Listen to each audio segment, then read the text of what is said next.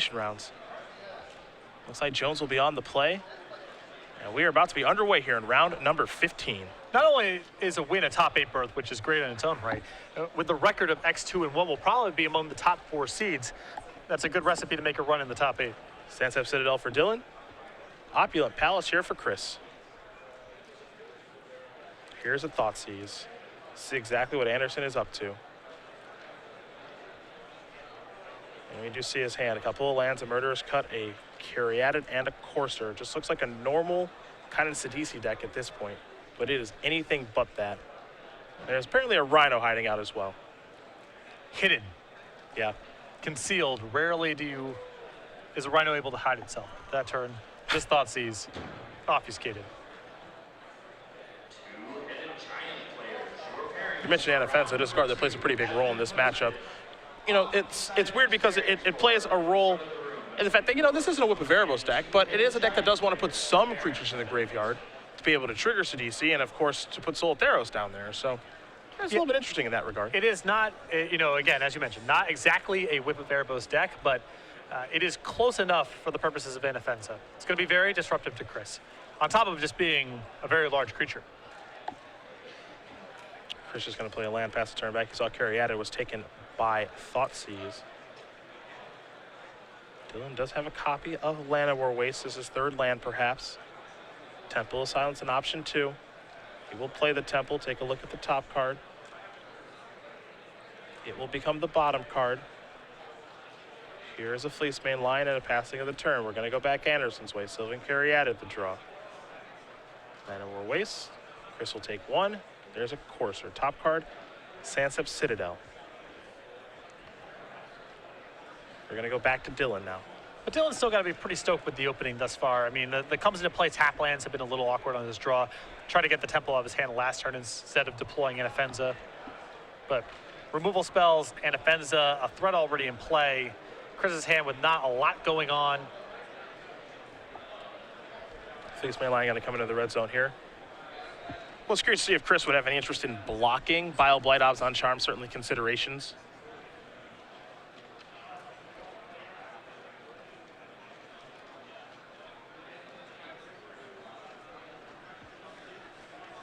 There's a block. There's Bile Blight. And I don't hate this because what this is, okay, you're going to Bile Blight my creature and take it off the table. Okay, that's your entire turn. And it's another creature, it's another card in the graveyard for the Murderous Cut. Yeah. Chris would really like to set up 2 spells in 1 turn, ideally, so. I don't think that exchange of resources is a poor one. I think that is A-okay if you're Andersen. The only thing you're disappointed about is Bile Blight's not the easiest card for Dylan to capitalize on in this matchup. You know, Chris, I'm sure, was hoping for something like Obs on Charm, something with a little more substance to it, but it is at least Dylan's entire turn. Andersen looking at Siege Rhino, Courser in hand as well, Caryatid 2. Hard to pass up on casting a Siege Rhino, though. And he will not do that. So the big fella's here. Little drain, little gain. Pass the turn back over to Jones. Jones will draw. Citadel is what he's found. 2 lands in hand in Citadel and Waste. Anafenza and Hero's Downfall. Chris is trying to exhaust his resources. And if he can exhaust everything that Dylan does have, his bigger cards can take the game over. There's Hero's Downfall. Here's the attack. Another card in the graveyard for Murderous Cut. Yeah, that was a window there for Dylan to go monstrous with Fleecemane Lion, which is perhaps something I would have liked to see there. And then you can follow up with your removal spell the following turn.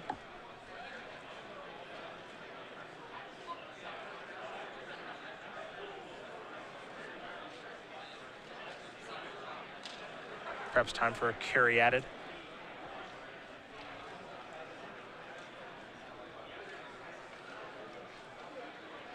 Caryatid plus Cut's an option this turn. Looks like he's going to take the opportunity to do that. He doesn't want to get into some staring contest where Dylan is just passing with all of his mana up, attacking for 3 every turn. Yeah. The draw this turn was a copy of Anafenza. There is the 4/4 legendary creature. So that'll shut off the graveyard nonsense. Andersen will draw a card. Here's a Courser. Now that can work on generating small advantages. And also, top card's a Forest. Don't get too hung up. We talked a lot about Chris having all this graveyard stuff going on, and Anafenza is disruptive to that. Keep in mind, You know, Chris is at a spot where he can start to start casting cards like Soul of Theros if he happens to draw them. Yes. There's the attack. 4 damage is dealt. Jones is going to pass the turn back. Andersen will draw a copy of Mana Confluence. Commune with the Gods on top of his deck. Not a bad card to have there. Trigger Courser. Into the red zone. A very close first game here. Let's see what Jones is able to pick up. Copy of Bioblight. Not all that impressive right now. Yeah, Dylan's missed on a couple draws here. You feel like if he had found one of his, you know, even something like Fleecemane Lion or Rashash as Death Dealer would have been huge draws. Well, he's drawn spells. Yes, they are inoffensive. They're inoffensive, yeah, that's the problem. 4 is going to come into play. Murderers cut the top card. There's the attack. And see, we have the ability to see that, okay, Dylan is drawing inoffensives. Does Chris pick up on that information? Does he want to cast Commune right now, or does he say, I want to draw Murderous Cut? It looks like he wants to cast Commune. I think he's got so many good looks at just random big stuff here. It doesn't have to be Murderous Cut. You can find a Siege Rhino or a Soul of Theros, and that's even better than killing the inoffensive, most likely. None of that stuff all that impressive, so he's just going to take a Courser with him. The rest of those cards are going to go away. And now there's the big fellow on top of the deck. There's Soul of Theros, 1 of 4. There's Courser. And now what that does is that immediately puts Dylan to the test of, you better have a removal spell. Picked up a copy of Thoughtseize for the turn. That one's not all that impressive. You can see Jones' hand. It is not coming together very well here in the mid-game. Thoughtseize, 2 inoffensives, and a Bioblight. So all he can do is keep attacking. So Chris will take 4 more, it looks like. There's Thoughtseize. Take a look at the hand. My cards stink. They're just lands. Yep, you know, at this point, that's the most likely scenario, as Chris's deck is mostly working on the main phase, but you might as well make sure. Yavimaya Coast comes into play. Trigger the Coursers, gain 2 life. Take a look at the top card. Copy of Sidisi Brood Tyrant.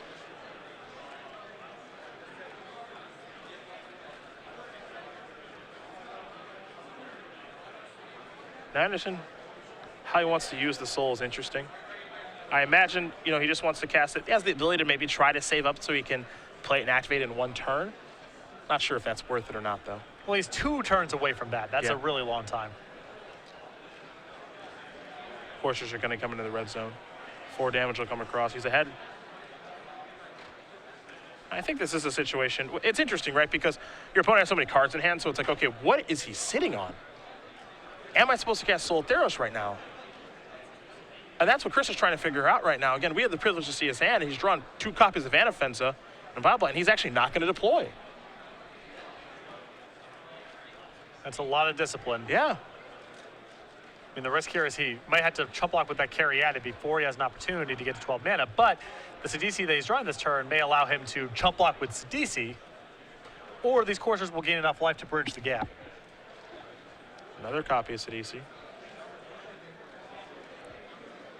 There's the attack. Could be double Bioblight time. It looks like that's what it might be.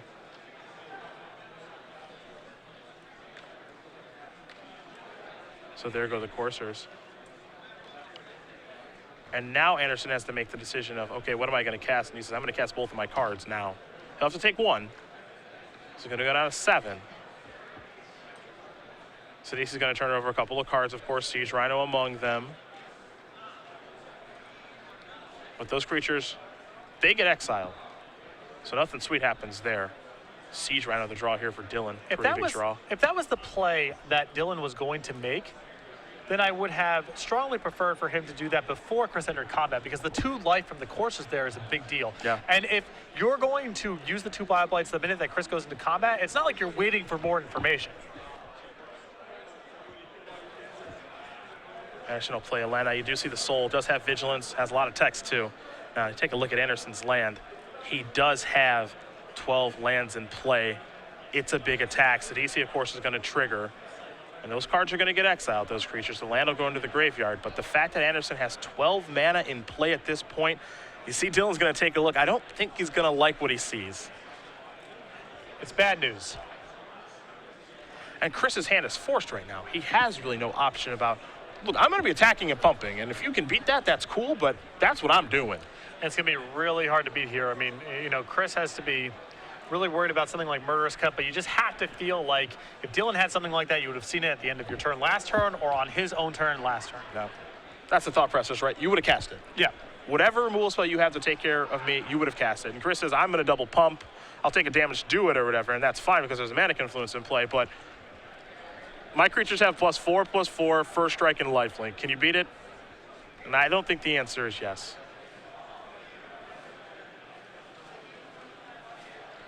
So Dylan's going to lose his squadron. Chris is going to go up to 19. He gets to draw a card. It's a Death Dealer to go along with the 2 Anafenses in hand. It's a little late to the party. Yeah. And while it might seem like if you're watching this game, it's Soul of Theros and Sidisi, those are the creatures that are attacking for the relevant points of damage. This game was won by Corsair Crewfix. Absolutely. I mean, it gave Chris a lot of looks burning through the lands he would have drawn otherwise, and it gave him just enough life to keep himself out of lethal. 3 cards going to get turned over. Time to block again. Time to pump at least once. Pump twice. Same thing.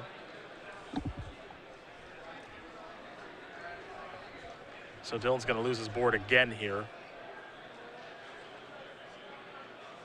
Chris is going to go up to 34. He'll play Yavimaya. He'll take a point of damage to play an Elvish Mystic. And Dylan Jones may get just one more draw step here. Picked up another copy of Death Dealer, I suppose. Different verse, same as the first. We can play this turn again. Yep. This is 2 more chump blocks and some damage coming across. And if you're in Chris' position, it's just fun to get to play out these games. Sure. Turn over a couple of cards. You can see the role that Anafensa can play in this matchup, though. Potentially. You know, it was very powerful for Dylan. Drawing too many of them is ultimately what doomed him this game. Yeah. Yeah, a bunch of damage is going to come across here. As you mentioned, drawing the second and third Anafensa, we were in the mid-game there, and both players playing at the top of the deck. Absolutely brutal. If it was a card like Fleecemane Lion or Death Dealer or Siege Rhino, the game probably goes to Dylan. Though, you know, if you go back there, I think that I would have gone monstrous with the Fleecemane Lion earlier on in the game. What ended up happening was the Fleecemane Lion ate a Murderous Cut, and then all those Anafensas came rolling off. What probably happens in the alternate world is your Fleecemane Lion is monstrous, which is all sorts of problems for Chris. Your first Anafensa eats a Murderous Cut. Your backup goes unchecked, and that might be the difference. And there's a Fleecemane Lion in play the entire time. Oh, it's sure. not going anywhere, yeah, of course. And that card backed up by Anafensa is very challenging for Chris to beat because he basically has to go through the graveyard to do something about it. Either way, Chris Andersen will win game number 1 here over Dylan Jones. 4-color mid-range, up a game over Abzan Aggros. We take a look at the sideboard. We will start with Dylan as he will be on the play. You've got a Reclamation Sage, 2 copies of Back to Nature, an additional Murderous Cut to go along with the first one in the main deck, 2 Sorin Solemn Visitor, 2 Elspeth Sun's Champion, 3 copies of Glare of Heresy, and 4 copies of Drown in Sorrow. Some nice options here for Dylan. I like bringing in the Glares of Heresy. You know, Chris has got a bunch of white permanents here. Siege Rhino most notably. There's Wingmate Rod, there's Soul of Theros. Good to bring in that. I think the extra Murderous Cut's fine. And I don't mind Sorin in this matchup. Chris is a little soft in the air, so I think it's fine to bring in. I like Elspeth, too. I think that Elspeth, the minus ability, can actually clear some stuff up here. That's true. I am concerned with this trying to play a long game. I think even if Elspeth's reasonable, he might get caught in a position where he has too many expensive spells in his hand and Chris overpowers him regardless. The minus power on Elspeth is definitely attractive, so he may go to it, but I would just be worried about having too many expensive cards in the deck in some. Fair enough. What do we see on Andersen's side? 2 Glare of Heresy, 2 Treasure Cruise, 3 Drown in Sorrow, 2 Disdainful Stroke, a Thoughtseize, 2 Negates, a Banishing Light, a Suspension Field, and a Farika God Affliction. I like the Suspension Field a lot in this matchup, the Banishing Light. I do not really that big of a fan of Disdainful Stroke because Dylan can get some pressure early on. I think the opportunity cost for leaving up 2 mana is fairly high. The 2 copies of Glare of Heresy as well. Just more cheap removal because I think if Chris gets to the mid game and then into the late game, he's got a big edge. As we just saw in that last one. Absolutely. Even with his graveyard shut off. Yeah. Once he goes long, he's a big favorite. Okay, number 2 going to be underway here between Jones and Andersen in just a moment. But you guys may have noticed who are watching, we do appreciate having you, of course, that the SCG Live Chat is back. Join the feature match area with us. Yeah, absolutely. If you are not a subscriber, it is slow mode chat, which means 1 post every 2 minutes. You can, if you subscribe, you get subscriber-only mode, and you can post as much as you'd like. Plus, emoticons and badges only $4.99 a month. Twitch.tv/SCG Live to subscribe today. You can see our emoticons. Two of us, Matthias Hunt, our penguin, and our slow play turtle. And if you've got any sweet idea for some emoticons out there, let us know. We're open to ideas. We like our slow play turtle. We like our penguin with a jetpack, and well, we kind of like Patrick and his unhappiness, but we're always open to ideas. Unhappiness is not the right word. Disappointment, I'm sorry. Disappointment. There, I'm sorry. You were disappointed I said unhappiness there, so that's your current facial expression. It's just nuance, you know what I mean? It's not about being unhappy. What is disappointment? Isn't like Chris Andersen's game 2 yesterday. I wasn't unhappy. I was disappointed. Okay. When you put it like that, there is a difference. Yeah, there's a difference. Yes, there is a difference. I like Chris. If he wins, that's cool. If he loses, I'm not going to shed any tears over it. So it's not a happiness versus unhappiness thing. It's a disappointment. Well, he has bounced back quite well. 5-0 today. Oh, absolutely. One game away from the top 8. Sansep Citadel from Dylan Jones, passing of the turn. Andersen with an opulent palace, much like what we saw them do in game number 1. Fleece main line the draw here for Jones. He will play a Windswept Teeth. That's a Rakshasa Death Dealer, which means he'll be searching up a forest, and we will go Andersen's way. And the 2 drops in this deck are just so good against Caryatid and Courser. I think it would be hard to rationalize playing this deck otherwise. Yeah, that's why the deck was built the way it was by Sigrist and the guys on Team Face-to-Face games for the Pro Tour. They wanted a deck that you could plow through Courser, you could plow through Caryatid, and they were playing Herald's Torment to be able to bestow, or just hardcast, honestly. Fly over or give something some lift and fly over. That was their big plan. Yeah, you see Heir of the Wilds index for much the same reason. It's good at attacking through those 2 blockers. That's the complete idea behind the deck. But the other nice thing about those creatures in this deck, be it Death Dealer or Fleece Main Line, is they're good early and they're good late. Absolutely. Fleece Main Line especially, because the control decks are no longer able to just easily overpower you once you get beyond a certain point. So Fleece Main Line going monstrous matters a lot more than it used to. That's one of my favorite parts about Death Dealer, about Fleece Main Line, and why Figure Destiny is one of my favorite creatures of all time, is good early, good middle, good late. Oh, even for the very aggressive decks that I play, things like Fire Drink Crusader, Curse Scroll, Rashad and Port, things that do with your mana after you're done casting, things that are really valuable. You saw Dylan miss his 3rd land drop, played a Fleece Main Line, but the roadblock is here in Siege Rhino. There's a Glare Heresy to clear it out of the way, however. Sansep Citadel is timely, as this is attacked for 5. Things were looking a little scary there for Dylan, but that's a great turn. Land number 3, all of his mana fixed, and the Siege Rhino off the table. We'll go back Andersen's way. Andersen will draw a card. It's a copy of Courser. Might start with Mana Confluence. It looks like he may pay 1 to play the Courser. We'll see how he wants to navigate this turn. Yeah, the question is are there any circumstances under which he's blocking with the Caryatid? If the answer is no, you might as well tap it. Sure. Save yourself the point of damage. If you think it's possible, then you leave it up. But it seems like the Caryatid is not going to be blocking in this spot. I think he may have just drawn the same conclusion that you have. So here is the Courser. Take a look at the top card. Yavimaya Coast will come into play, trigger up to 16. We'll see the top card here in just a moment, and that is a copy of Elvish Mystic. And Andersen will pass the turn back over to Jones. Jones will untap those 5 permanents, 3 land, 2 creatures, take a draw. Caves of Koilos is what he's found, so land does not look to be an issue anymore. Yeah, he's really humming along now. You see his hand, Murderous Cut, Abzan Charm, Wingmate Rock, and another copy of Rakshasa Death Dealer. So plenty of options available. Abzan Charm may be the best of the bunch.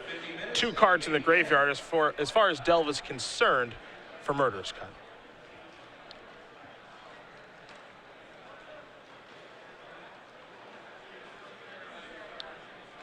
Tough turn here, a lot of things to play around potentially.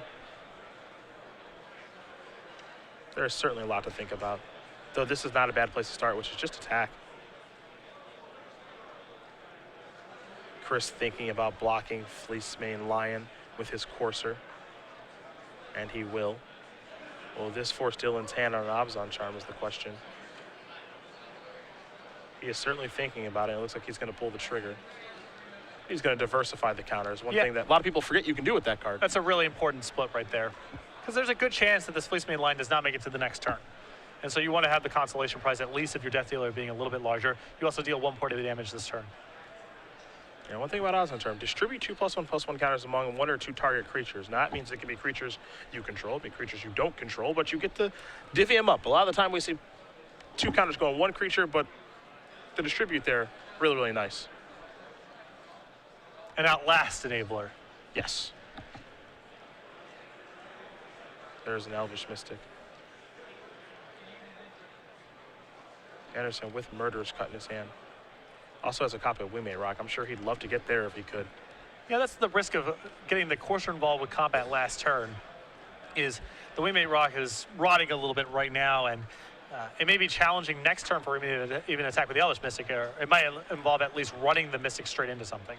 Tough situation there for Andersen, too, because what do you suppose the Murderous Cut in that situation? Death Dealer when the Regeneration Shield is down, or Fleecemane Lion when he's 1 land away? I like taking care of the Fleecemane Lion there, because even if you go with Wingmate Rock rated next turn, it's possible that the Death Dealer is still too big of a long-term issue. Siege Rhino has joined the party. Andersen's down to 7.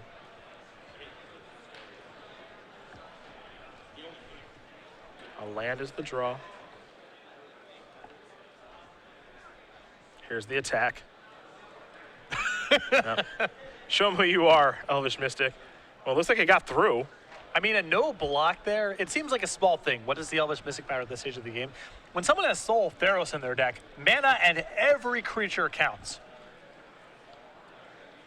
I am a little surprised to see no block there. It seems like it's basically risk-free. Yeah, what are you playing around there? 2 Abzan Charms? I'm struggling, you know? Yeah. I don't know what the concern would be. And 2 Abzan Charms is his turn. You're happy about that, I think. Right, and you could have just killed your Siege Rhino with that anyway. Yeah. You know. It may seem minor to get that point of damage across, but the fact that Elvish Mystic could be around to chump block that Death Dealer now, a couple turns down the road, could be a big deal. Also now Dylan's on 18. That represents a 3-turn clock. Yeah. Andersen looks like he wants to block. There's Murderous Cut, yep.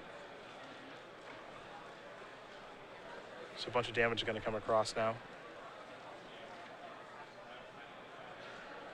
Murderous Cut timely there to take care of Wingmate Rock. A little bit of trample damage. We'll take care of the other token. No trample damage will come through, of course. And then the Death Dealer can work its magic. There's 1 pump. To figure out what Chris's best draw is in this situation. Might just be Soul Theros. Dylan might still put too much pressure on the table, but this is, again, having the Elvish Mystic in play, that's a chump block. Yep. Because now, right, we're in the situation where Dylan might play Windswept Heath. Sack it, get a forest, play Death Dealer, pass. Okay? Then he has a Death Dealer that's a 2/2, a Death Dealer that's a 3/3, and then a Siege Rhino in play. If Chris just plays Soul Theros off the top of his deck with the other 2 creatures, okay, Soul Theros invalidates Siege Rhino. You chump block both of the Death Dealers, and now you might just go attack with my Soul Theros, pump it, pass. It's a game again. Yeah.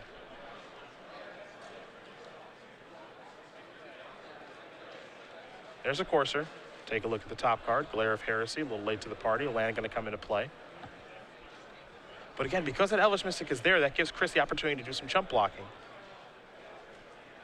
Dylan going to sacrifice his Windswept Heath. I think he's still going to be hard-pressed to beat the Wingmate Rock that's in Dylan's hand, but this could have gotten really bad.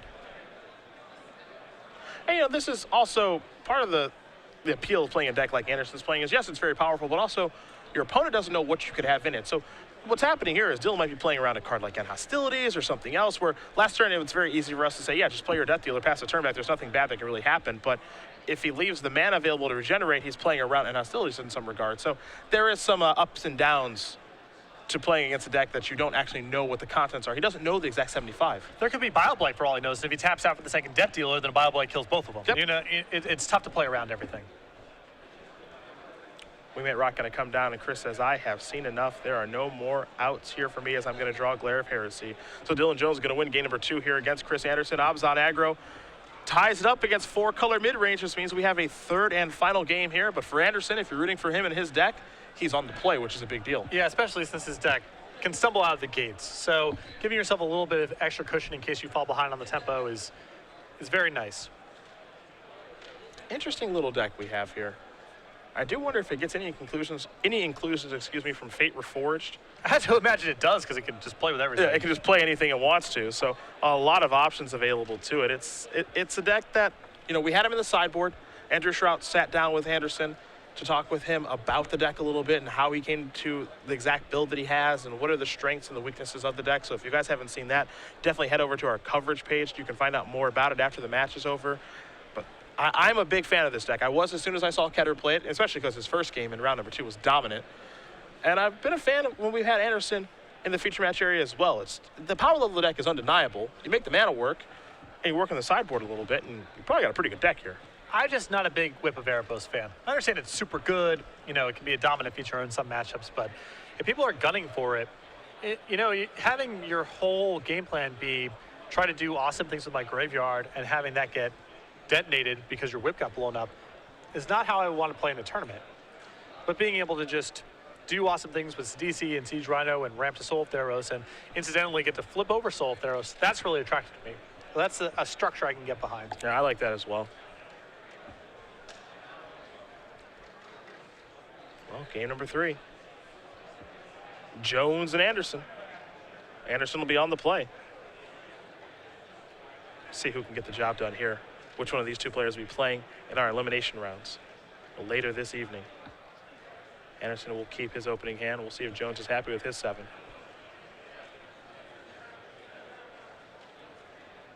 It's an Elvish Mystic to start things off. Both players happy with their 7. Siege Rhino the draw here for Jones. Looks like he may be starting off with the Temple of Malady, and he will, so a little scry action. Top card is going to stay on top. We're going to head back Andersen's way. Dylan, seems like you have a pretty land-heavy hand here. Yeah. There's a Caves. This is a Courser. Take a look at the top card here. Elvish Mystic. Pass the turn back. And Offense of the draw. That's a big one in this matchup. Really nice curve here for Dylan now. I think the initial handicap might have been a little sketchy, but now he has Death Dealer into an Offensa into Siege Rhino. Really good start. Andersen will draw. Top card, Commune. Of course, he picked up an Elvish Mystic for his draw step. There's a Plains, trigger the Courser. There's the attack, a safe one, of course. The follow-up. Oh, it's a doozy. There's Siege Rhino. Who's the beatdown now? And, you look at Chris's hand here with another Elvish Mystic and Soul Theros. Double white mana. No graveyard shenanigans required. You may just accelerate into Soul Theros and beat Dylan that way. Dylan going to take 1. And Offensa. We'll go back Andersen's way. Commune's the draw. Take a look at the top card. Oof, another Rhino.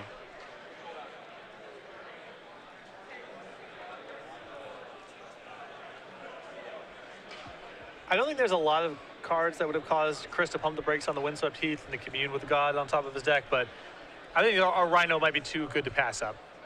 Yeah, I think in this situation, you don't want to Commune. You just take the Rhino as your draw step and you Commune for something else. Yeah, I mean, he gets to just play Elvish Mystic this turn and set up a Soul Theros next turn if he feels like it. With Siege Rhino as a consolation prize in case anything goes wrong. I like this attack in this situation too, because this really forces Dylan's hand. Are you really going to double block? I've shown that I have removal, and he's not going to. There's the Mystic. Andersen's just going to pass. He wants to draw the Siege Rhino next turn. So Jones will draw. Copy of Hero's Downfall. That's timely. Yeah, especially because he's going to be facing down Soul Theros next turn, most likely.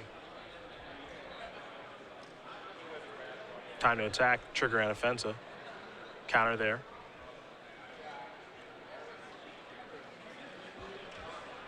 I do wonder if Andersen would block here with Courser. There's some charm to it, but a lot can go wrong. Yeah? Well, a lot can go wrong is kind of strong, right? Because in this situation, you block, Courser blocks Death Dealer, and it's like, if you pump, okay, that's your turn, most likely. Well, the worst case scenario for Chris in this spot anyway is Bioblight. Okay. And a block there makes Bioblight just a complete disaster. Because Dylan had nothing to do with his mana anyway. Sure. I guess Bioblade taking care of the Elvish Mystics. Yeah, and then you have nothing in play, a Siege Rhino and 3 lands. Sure. You know. I agree with you. There's a percentage of the time that Dylan will not pump and things will be okay. But if the primary concern is Bioblight, then I think that tips the scales to just don't. Well, I think Bioblight's kind of bad news anyway, right? I'm not sure how much Bioblight actually affects that turn. Like, Bioblight's going to be good against the Mystics no matter what you do. Yeah, but then you're down your Courser for a real nebulous game. Sure. Because you need more mana to get to your Soul Theros down the line anyway. Like, you may not even be able to cast the Siege Rhino on top of your deck next turn. In fact, that could be an issue. You definitely can. Yeah. Because you're down the Courser.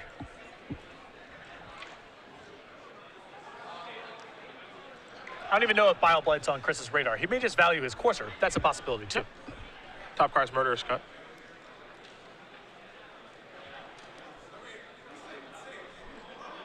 Chris deciding if he wants to play Soul Theros or if he wants to play Siege Rhino. He's going to go with the Rhino. So I like this play from Chris. Most likely, if Dylan has a Murderous Cut, a Hero's Downfall, this Siege Rhino is sufficient to get it out of the hand. If you play Soul Theros, it's your whole turn, and if Dylan has a removal spell for it, you might be out of the game. Not even the Siege Rhino next turn catches you up. And it's gone for good. Yeah. And it's gone for good because of the Anafenza, correct? Yep. This is probably good enough to get a Hero's Downfall out of Dylan if he has one. If he doesn't, then hopefully the coast is clear for your Soul Theros. Next turn, you can give it another shot. And also the ability to just say, I'm going to Murderous Cut and Soul Theros in the same turn, depending on what the graveyard looks like at this point. He does have Commune in his hand still.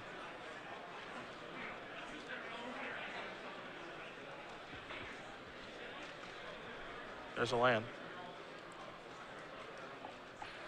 It may seem like Andersen's really far ahead in this game, but given the size of Dylan's creatures, and defense is a 4/4, Depth Dealer can become a lot more than a 3/3, and Siege Rhino being a 4/5. It's not that clear. Here comes the Rhino. It's an interesting situation. Dylan can't really make any attacks past this. I guess he could have attacked with the Death Dealer. Potentially. But he can't attack with Anafenza because there's 2 Siege Rhinos back on defense. Dylan can only kill one of them with the Hero's Downfall. This is a situation, if I'm in Chris's seat, I love to snap people off routinely with a double block. And I think if you double block with Rhinos here, what's the worst that can happen? I do not believe he has the mana to both Charm and Cut. I think he's short of mana. Currently, I believe 5 lands in play for Dylan. So he does have enough to Charm and Cut because he charms first. I think that Nope, only that's puts the 3. second, You're right, only 3. second card in the graveyard. You don't have to worry about Bioblade because you are also attacking with Siege Rhino. Correct. So that's not a concern. Charm is probably the card that's on the radar the most. And honestly, even if Dylan has some weird sequence of spells that blow you out here, they're almost certainly removal spells, and that clears the path for the Soul Theros, so you want to get online anyway. Yeah. Hero's Downfall going to kill one of these. And Chris's Rhino will have to be exiled since Anafenza is in play.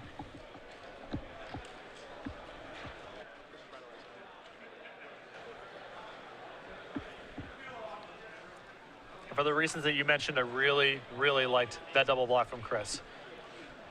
There's just not a lot that can go wrong. Single blocking there is bad because a removal spell kills the creature and then the trample damage happens. Exactly. And I think the tiebreaker for me is the point that I made. Even if you can't figure out exactly what could go wrong, maybe there's some weird combination of cards you're not thinking of, it is at least clearing the path for Soul Theros. And that's the big prize right now. Yeah, that's all Chris is playing to this game anyway.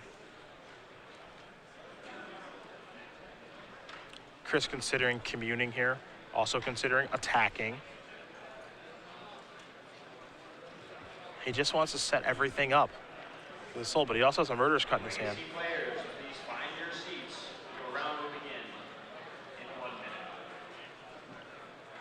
He's going to go with a cut on Anafenza, it seems. I'll take care of that. Now here's a Commune. What's important here is it makes it so the creatures actually get to go in the graveyard, and he's turned over quite a few. He's going to take a Rhino with him, but the 2 Wayfinders actually going in the graveyard as opposed to being exiled is pretty nice for future Murderous Cuts. And I'm just a huge fan of the way that Chris is trying to play this game in such a way that Dylan has to use removal on other things.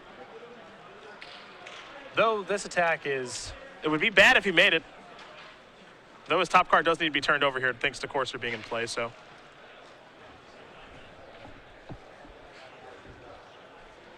But you can see Chris is making every effort to play the game in such a fashion where if Dylan has removal in his hand, he has to cast on other stuff.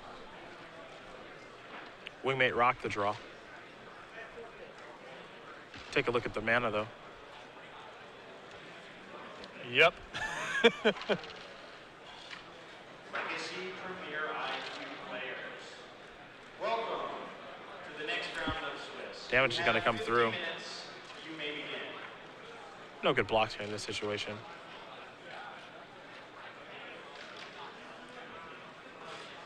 There stands up Citadel. And unfortunately here for Dylan, he can't cast the Wingmate Rock. He just has to pass the turn back, so Chris is going to very quickly untap, draws copy of Commune. Take a look at the top card here. It's a copy of Satyr Wayfinder. It feels like Dylan is at the minimum down one pump there, unless he was trying to bluff something. Yeah. And he might be trying to bluff like 2 removal spells in this situation. But I'm just not buying 2 removal spells. If I'm in Chris's seat, you would have probably seen a different attack last turn. Yeah. There's a soul. Chris thinks the coast is clear. He might be right. He'll just pass the turn back. Dylan needs to draw a removal spell right now.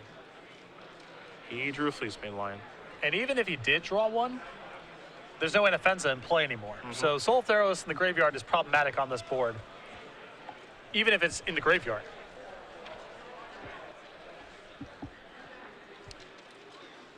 And I'm with you. I like the way that Chris has played this game. He's had Soul Theros for some time.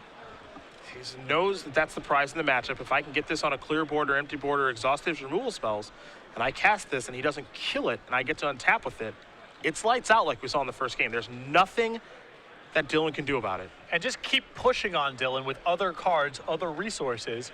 So by the time he's stopped casting removal spells, you can be confident they're not there at all.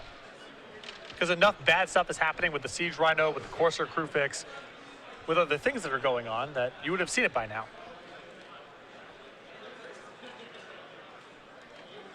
There's Fleecebane Line.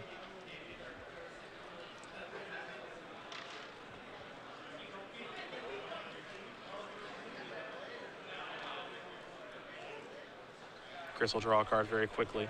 Manic Influence, trigger. Take a look at the top. Manic Influence will be the draw next turn, assuming we have a next turn. But everything's coming in. Now, this is one of the few times where Elvish Mystic sure does look good because Soul Theros is out there side by side with it. There are some ups and downs of playing that card. Of course, Sidisi being in the deck as a creature to turn it over. But right now, attacking with everybody and the text on Soul Theros, it looks great. Well, Chris opened up this game on turn 1 Elvish Mystic and a turn 2 Courser and never had any color mana issues. Yeah. And those are the types of draws, those are the types of games where you really see the merit of having a bunch of copies of Elvish Mystic.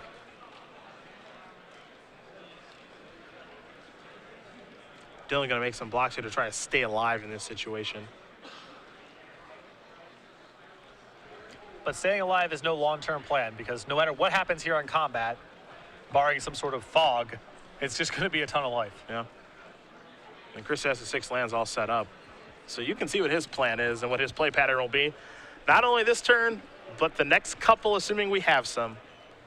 And that is going to do it. Chris Andersen's going to win this match here over Dylan Jones 2-1. He came in today at X2-1.